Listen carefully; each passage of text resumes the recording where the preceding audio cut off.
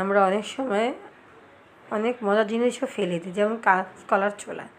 এটা অনেক ভর্তাটা অনেক মজা, তাই আজকে তৈরি করে ফেলাম মজাদার কাঁচকলার ছোলার ভর্তা। প্রথমে আমরা কাঁচকলার ছোলার একটা আলু দিয়ে দিয়েছি, যাতে আরও মজা লাগে। ভালো করে সেদ্ধ করে একটা জারের মধ্যে কাঁচামরিচ, পেঁয়াজ আর রসুন আর সেদ্ধ করা কাঁচকলার ছোলাগুলো দিয়ে ভালো করে ব্লেন্ড করে নিব।